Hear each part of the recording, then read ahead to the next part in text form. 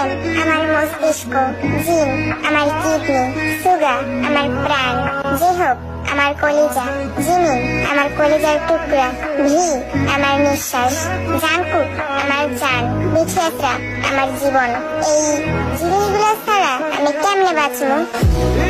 তারা যখন স্টেজে উঠে দাঁড়ায় তখন মনে হয় হ্যাঁ আমিও একদিন আমার স্বপ্ন ছুঁতে পারবো।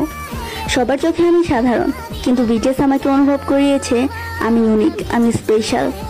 মানুষ ভাবে আমি শুধু ফ্যান, কিন্তু আমি জানি বিটিএস আমার মন খারাপের ওষুধ। কখনো মন খারাপ হলে আমার মনে পড়ে তাদের বলা এই কথাটি, ইউ নেভার ওয়ার্ক অ্যালোন, আর তখনই মনটা হালকা হয়ে যায়। তারা যখন বলে লাভ ইউর সেলফ, তখন মনে হয় হ্যাঁ আমি নিজেকে ভালোবাসতে শিখছি। যখন আমার চারপাশে কেউ ছিল না, তখন তাদের গান, তাদের ভিডিও আমার পাশে ছিল।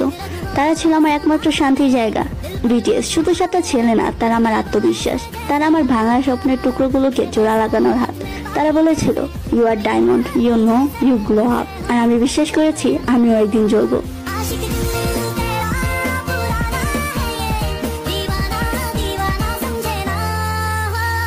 বিটিএস মেম্বাররা যদি কোনোদিন বাংলাদেশে কনসার্ট করতে আসে, তখন আর্মিদের অবস্থা যা হবে আর কি। কনসার্ট কাঁপানো বিটিএস আর ব্যাকগ্রাউন্ড স্টেজ কাঁপানো বিডি আর্মিরা, এসব কিছু দেখে জ্বলতে থাকা কিছু হ্যাটার্স। অন্যদিকে কনসার্টের টিকিট না পাওয়ায় কাইন্দা সব ভাসাইয়া দেওয়া পাবলিক, আর আরেকদিকে টাকার অভাবে কনসার্টে যেতে না পেরে ডিপ্রেশনে চলে যাওয়া কিছু পাবলিক। বিটিএস এর সাথে দেখা করতে পারায় নাচতে নাচতে স্টেজ ভেঙে ফেলা কয়েকজন নিব্বি পাবলিক।